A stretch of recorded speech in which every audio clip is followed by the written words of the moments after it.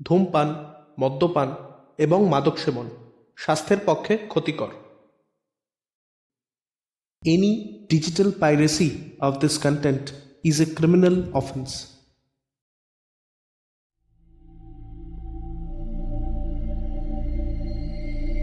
স্টোরিলাইন YouTube channel presence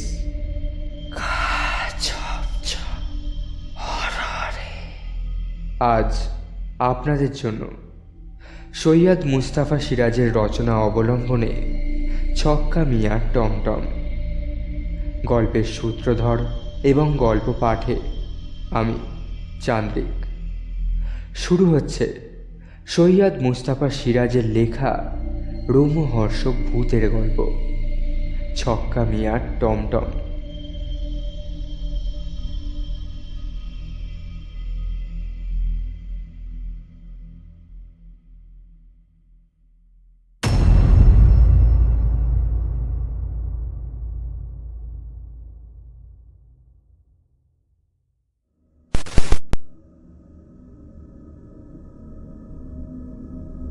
আজকের গল্পটি ভালো লাগলে অবশ্যই সাবস্ক্রাইব করবেন and don't forget to click the bell icon. তাহলে শুরু করা যাক।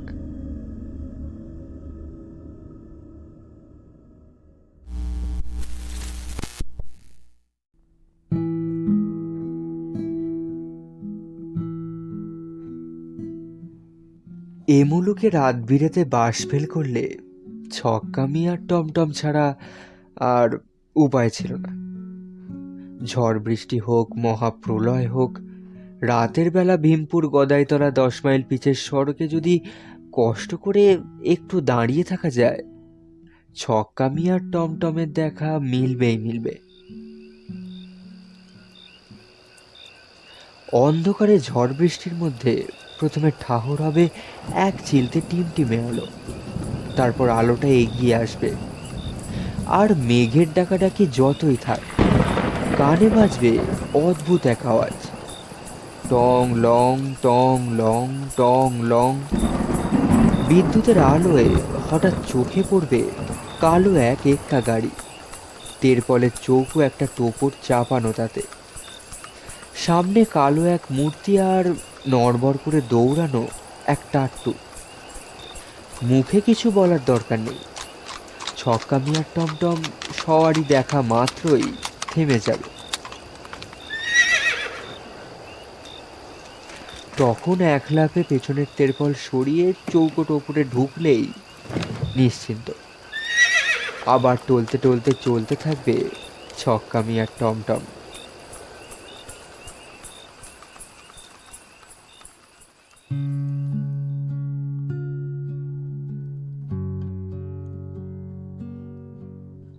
টমটম কথাটা এসেছে ইংরেজি ট্যান্ডেম থেকে, যে গাড়ির সামনে কয়েক ষাঁড় ঘোড়া যেত।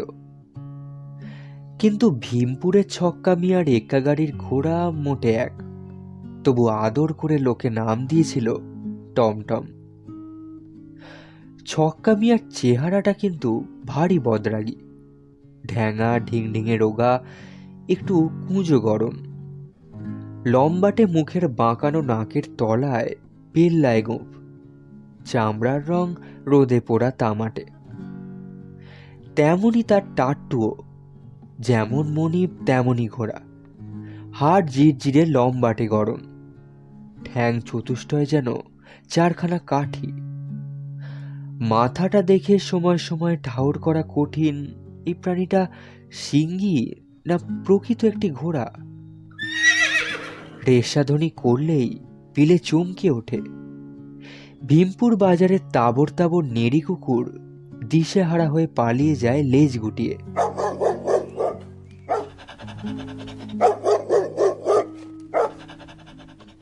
লোকে আজকাল রাস্তা চলতে বাস রিক্সই পছন্দ করে, ছক্কা মিয়ার টমটম চড়লে হাড় মাংস দলা পাকিয়ে যায়, কালের রেওয়াজ আসলে।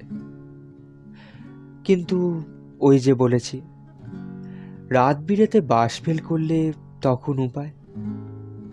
ছক্কা মিয়া এটা বোঝে এবং দিনে তার টমটমের বাহনটিকে নিয়ে বন জঙ্গল বা ঝিলে চড়িয়ে নিয়ে বেড়ায়।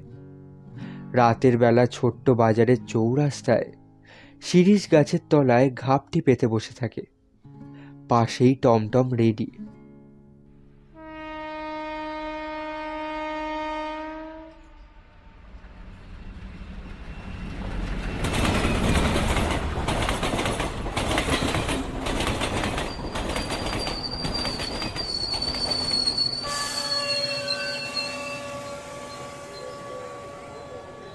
সেবার পুজোর সময় কলকাতা থেকে ছোট মামার সঙ্গে আসছি। মাঝপথে এক জায়গায় ট্রেন দাঁড়িয়ে রইল তো রইলই, আর নড়ার নামটি নেই।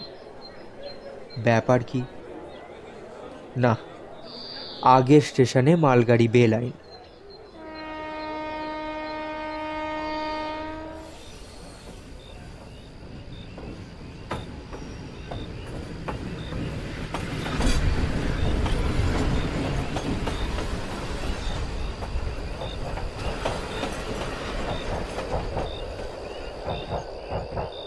বেলা গড়িয়ে সন্ধে হলো।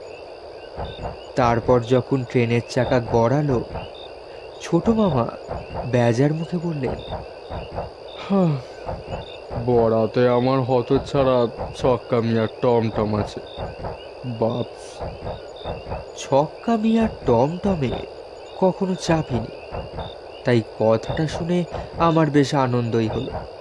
বললাম, খুব মজা হবে, তাই না ছোট মামা? মজা হবে, বুঝবে ঠেলাটা কম। ঠেলাটা যে কিসের তা বুঝলাম না আগে ভাগে। দেখলাম ছোট মামা ট্রেনের জানলা দিয়ে মুন্ডু বাড়িয়ে বারবার যেন আকাশ দেখছেন। একটু পরে বললেন, খুব ঝড় বৃষ্টি হবে। কার মুখ দেখে যে আজকে বেরিয়েছিলাম, বড়দা অত করে বললেন, তবু থামলাম না। ছ্যা ছ্যা ছ্যা ছ্যা ছ্যা, আমার কি আক্কেল।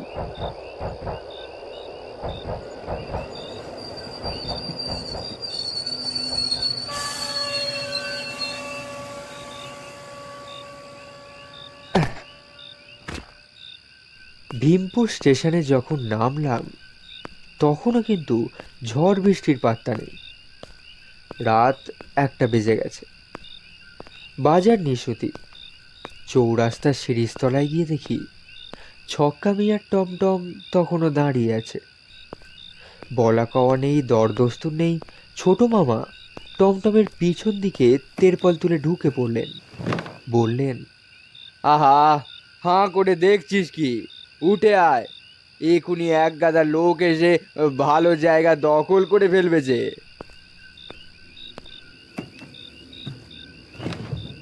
ভেতরে খড়ের পুরো গাদার ওপর তেরপল পাতা। কেমন একটা বিচ্ছিরি গন্ধ। অন্ধকারও বটে, যেন এক গুহায় ঢুকেছি। সামনে সরে গিয়ে ছোট মামা পর্দাটা ফাঁক করে রাখলেন। একটু পরে আরো জনা দুই লোক ভেতরে ঢুকে পড়ল। সে এক ঠাসাঠাসি অবস্থা। আর তারপরই আচমকা চিৎকুট ছেড়ে মেঘ ডাকলো এবং শন শন করে এসে গেল একটা জোরালো হাওয়া। ছোট মামা বললেন, ওই যা বলেছিলাম হলো তো।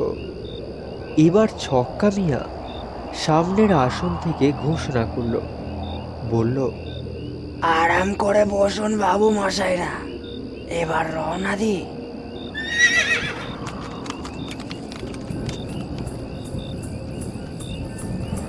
ছক্কা মিয়ার ঘোড়াটাও মেঘের সঙ্গে পাল্লা দিয়ে চিহি ডাক ছেড়ে যখন পা বাড়ালো, তখন টের পেলাম কেন ছোট মামা বাপস বলে মুখখানা তুম্ব করেছিলেন।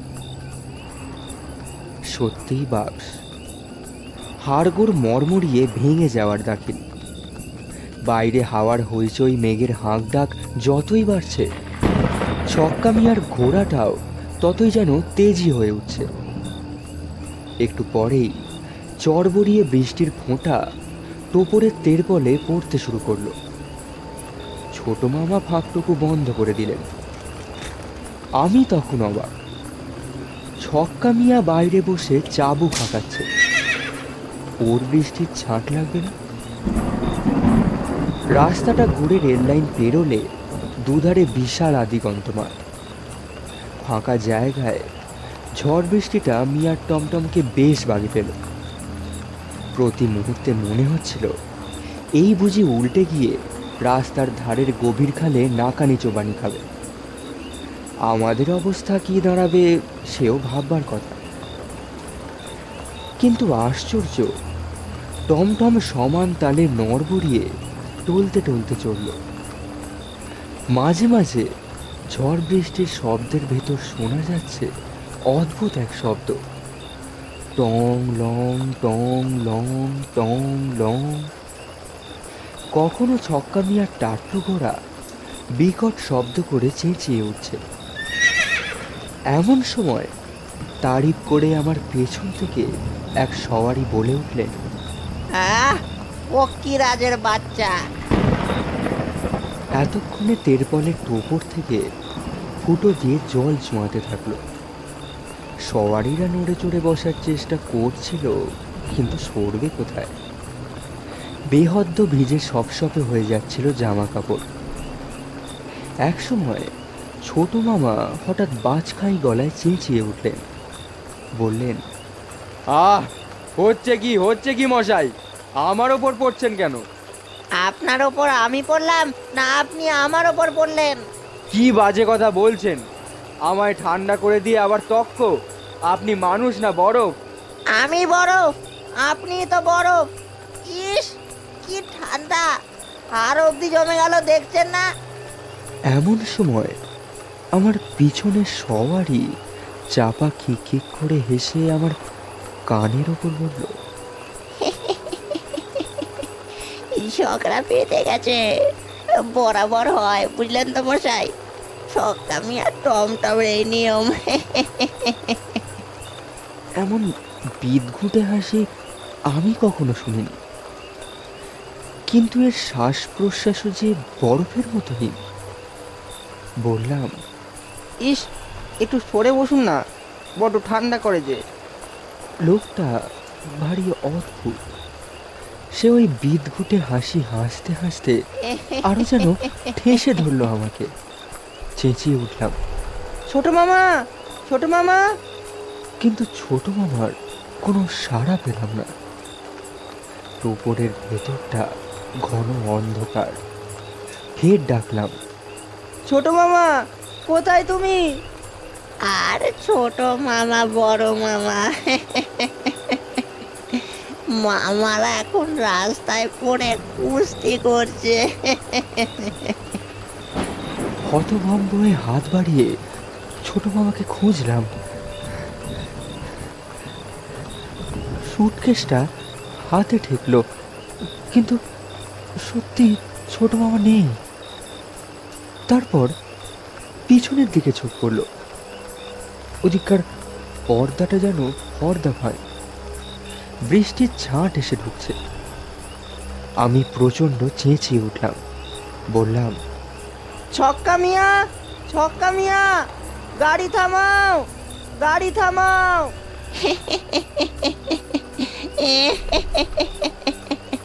আমার কথায় পেছনের সওয়ারি ফের সেই বিদঘুটে হাসি হেসে উঠল। এবার আমি সামনের পর্দা ঠেলে সরিয়ে ছক্কা মিয়ার ভেজা জামা খামচে ধরলাম, বললাম, গাড়ি থামাও, গাড়ি থামাও বলছি। এতক্ষণে যেন ছক্কা মিয়া আমার কথা শুনতে পেল। ঘুরে বলল, কি হয়েছে বাবু মশাই? ছোট মামা কোথাও বুঝি পড়ে গেছেন? পালাই শার্ট পরবেন কোথায়? ঠিকই আছেন, খুঁজে দেখুন না। না, কোথাও নেই। তুমি গাড়ি থামাবে কিনা বলো। সামনে একটা মন্দির আছে, সেখানে থামাবো। যেখানে সেখানে থামলে ঝড় বৃষ্টিতে কষ্ট পাবেন বাবু মশাই, বুঝলেন না? ওইখানে থামিয়ে আপনার ছোট মামাকে খুঁজবেন বড়।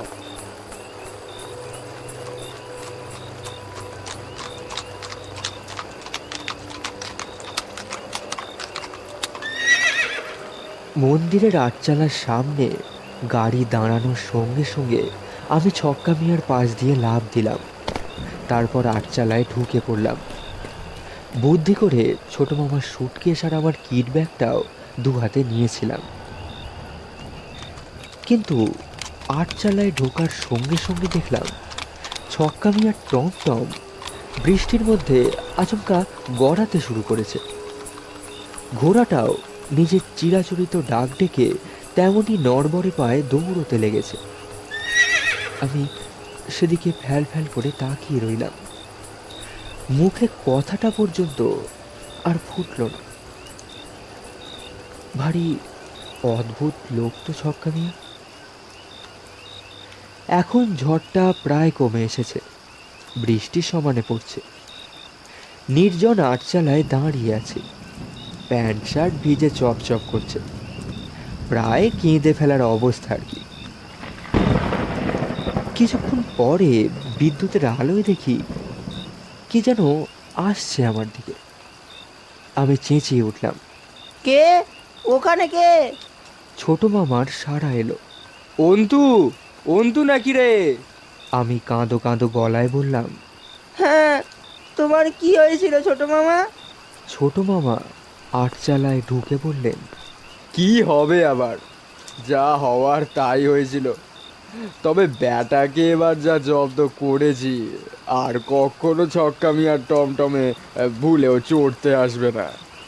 তারপর আমার কাছে সুটকেস দেখে ছোট মামা খুশি হয়ে বললেন, সুটকেস দুটো নিয়েছিস, জানতাম তুই ঠিকই নেমে পড়ে আমার অপেক্ষা করবি কোথাও। কিন্তু লোকটা কোথায় গেল? ওকে তুই লোক বলছিস এখনো? ওটা কি লোক নাকি? তবে কে? বুঝলি নে, ওর ঘাড়ে একটা চন্দ্রবিন্দু বসিয়ে দে, তাহলে বুঝবি। থাকবে, এখন রাত বিরেতে ও নিয়ে আলোচনা করতে নেই। ব্যাপারটা কি জানিস অন্তু? রাত বিরেতে অমন দু একজন সবারই ছক্কা মিয়ার টমটমে উড়ে পড়বে। তারপর কি করবে জানিস? অন্ধকারে ঘাড় মটকানো তাল করবে। যেই টের পেয়েছি আমার পিছনের লোকটার মতলব কি, অমনি ওকে ঠেলে ফেলে দেওয়ার চেষ্টা করলাম। কিন্তু ব্যাটা পড়বার সময় অ্যাসা হ্যাঁচকা টান মেরেছে যে আমিও ওর সঙ্গে তেরপলের ফাঁক দিয়ে নিচে পড়লাম। তারপর তারপর ছোট মামা? তারপর আর কি, ঝড় বৃষ্টির মধ্যে রাস্তায় কুম্ফু জুডো যা সব একদিন কষ্ট করে শিখেছি, চালিয়ে গেলাম। এক প্যাঁচে ওকে এমন করে ছুড়লাম যে একেবারে 20 ফুট গভীর খাদে গিয়ে পড়লো। এতক্ষণ কোনো বাজ পড়া ন্যাড়া গাছের ডগায় বসে হিঁপিয়ে হিঁপিয়ে কাঁদছে। নে নে, ঘন্টা 3 কাটাতে পারলেই ফার্স্ট বাস পেয়ে যাব। জামাটা নিংড়ে নে, হ্যাঁ, ব্যাগ থেকে তোয়ালেটা বের করে মাথাটা মুছে ফেল। বাপস। এই মুহূর্তে আমি শুধু ভাবছিলাম, তাহলে আমার পিছনকার সেই সওয়ারিও কি লোক নয়? সেই লোকটাও কি আমার ঘাড় মটকানোর তালে ছিল, অন্য লোকটার মতো? আমার মুখ দিয়েও ছোট মামার প্রতিধ্বনি বেরিয়ে গেল। বললাম, বাপস।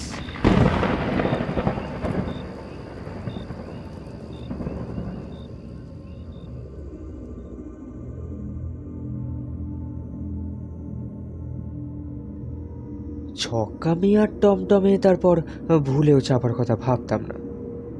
কিন্তু বছর 10 পরে, যখন কিনা আমি পুরোপুরি সাবালক, এক রাতে ভীমপুর স্টেশনে নেমে শুনলাম লাস্ট বাস নাকি চলে গেছে। স্টেশন বাজার তখন নিঝুম, সময়টা শীতের। আকাশে এক টুকরো চাঁদও আছে, কিন্তু কুয়াশার ভেতর তার দশা বেজায় করুন। একটা চায়ের দোকান খোলা ছিল। শীতের রাত 12টায় চাওয়ালা সবে ঝাঁপ ফেলার জোগাড় করছিল। আমাকে দেখে বুঝি তার দয়া হলো। এক কাপ চা খাইয়ে দিল। শেষে বলল, বাবু মশাই, তাহলে যাবেন কিসে গদাইতলা? কিসে আর যাব, বরং দেখি যদি ওয়েটিং রুমে রাতটা কাটানো যায়। ছক্কামি আর টমটমেও যেতে পারেন। ছক্কামি আর টমটমের কথা প্রায় ভুলেই গিয়েছিলাম। সেবার ঝড় বৃষ্টি ছিল কম, ছোট মামাও বড় গল্পের মানুষ ছিলেন। হন হন করে চৌমাথায় চলে গেলাম।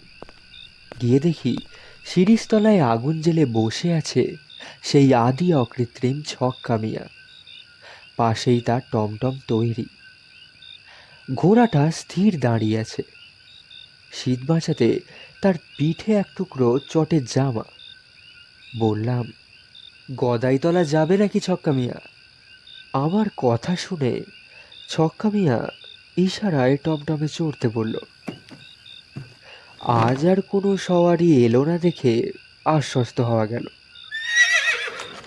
টমটম তেমনই নড়বড় করে চলতে শুরু করলো। ঘোড়াটাও বিকট শব্দে ডাকতে ভুলল না।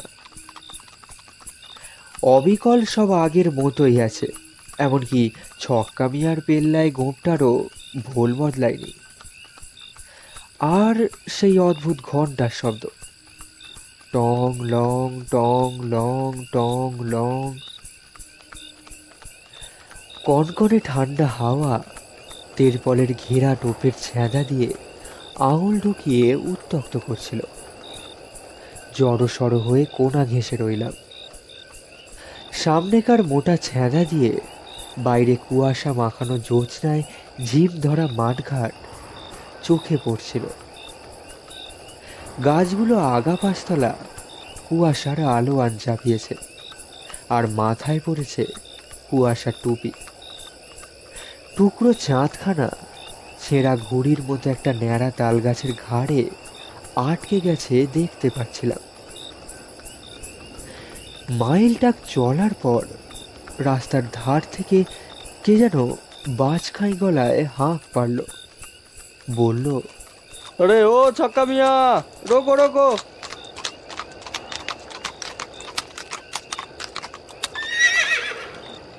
সঙ্গে সঙ্গে টমটম থেমে গেল।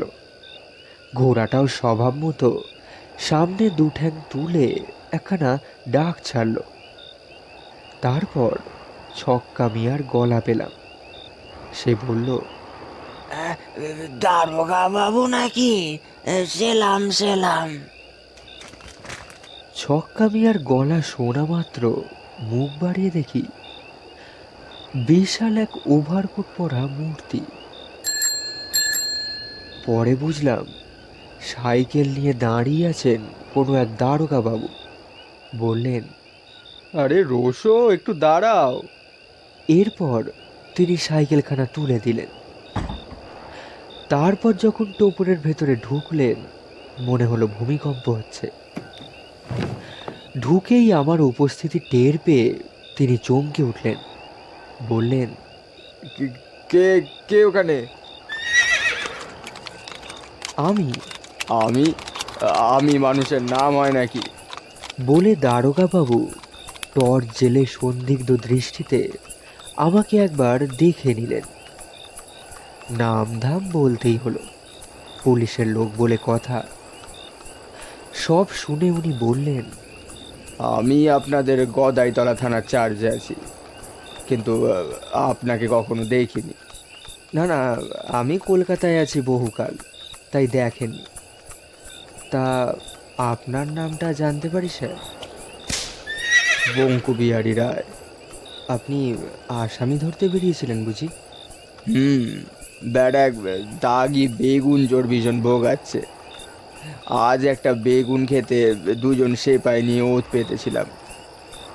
তারা খেয়ে শটান একটা তাল গাছের গোড়ায় উঠে গেল। তাকে আর নামাতে পারলাম না, বুঝলেন। তখন সেপাই দুজনকে তাল গাছের গোড়ায় বসিয়ে রেখে এলাম। আস্তে আস্তে হঠাৎ এই সাইকেলটার বেয়াদবি, কি বলবো বলুন।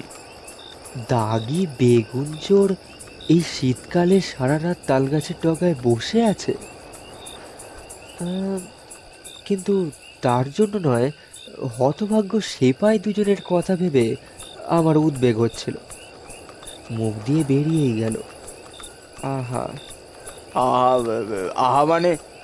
এই বলে বঙ্কু দারোগা আমাকে আবার একবার টর্চ জেলে সন্দিগ্ধ নজরে দেখে নিলেন। তারপর বললেন,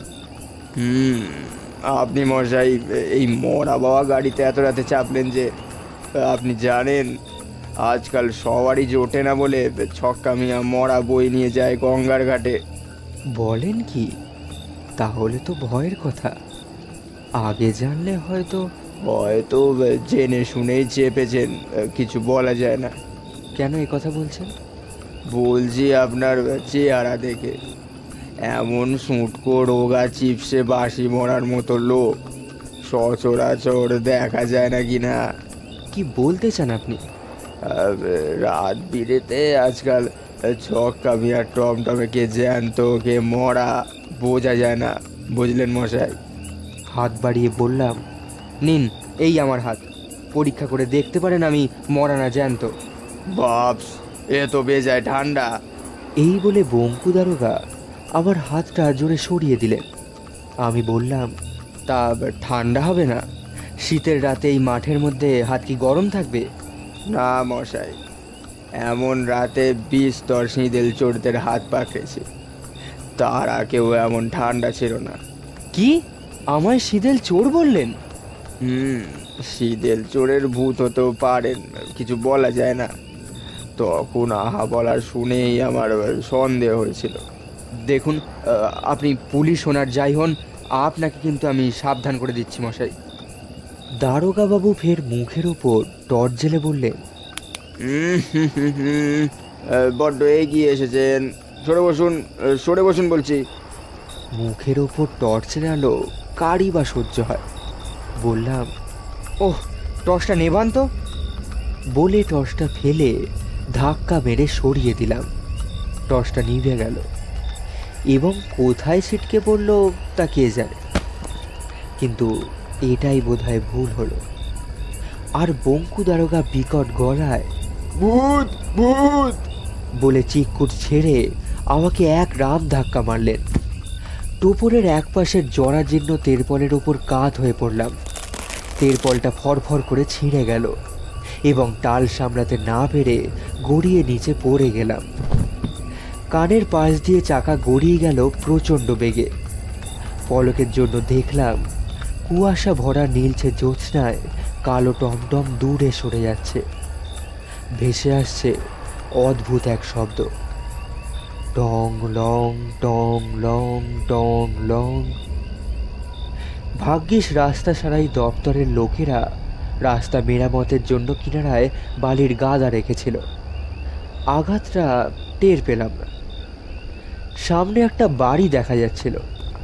লোকেরা লণ্ঠন লাঠি সোঁটা নিয়ে বেরিয়ে এলো। তখন ঘটনাটা তাদের আগাগোড়া বলতে হলো। কিন্তু সব শুনে ওরা আমার দিকে হাঁ করে তাকিয়ে রইল। একজন বলল, কি বলছেন বাবু? চক্কা মিয়ার টমটম পেলেন কোথায়? কাল ভীমপুরের কাছেই তো একটা ট্রাকের ধাক্কায় চক্কা মিয়া আর তার ঘোড়াটা মারা পড়েছে যে। ভাগ্যিস টমটমে একটা মরা ছিল শুধু। সঙ্গের লোকেরা বাসে চেপে গঙ্গার ধারে গিয়েছিল। কিন্তু অবাক কাণ্ড দেখুন, মরাটা একেবারে আস্ত ছিল। তুলে নিয়ে গিয়ে বালয় বালয় চিতে তুলতে পেরেছে। সব শুনে বঙ্কু দারোগার উপর সব রাগ সঙ্গে সঙ্গে ঘুচে গেল। বড়মুনি আমাকে বাঁচিয়ে দিয়েছেন দেখা যাচ্ছে। কিন্তু ওর নিজের ভাগ্যে কি ঘটলো কে জানে। আহা বেচারা, কি ঘটলো তার পর দিন শুনলাম। বঙ্কুবাবু তখন হাসপাতালে। লোকে বলছে আসামি ধরতে গিয়ে সাইকেল থেকে পড়ে কোমরের হাড় ভেঙেছে। সাইকেলও অক্ষত নেই, কিন্তু আসল ব্যাপারটা তো আমি জানি। তবে যাই হোক, আমার ওপর যেটুকু ফাঁড়া গেছে তার জন্য দায়ী স্টেশন বাজারে সেই ধরিবার চাওয়ালা। কেমন হেসে বলেছিল, ছক্কা মিয়ার টমটমেও যেতে পারে। সব জেনে শুনেও কি অদ্ভুত রসিকতা। অবশ্য এমনও হতে পারে সে বলেছিল ছক্কা মিয়া টমটমেও যেতে পারতে। আমি হয়তো ভুল শুনেছিলাম। ক্রিয়াপদের গোলমাল সে, বুঝলেন না?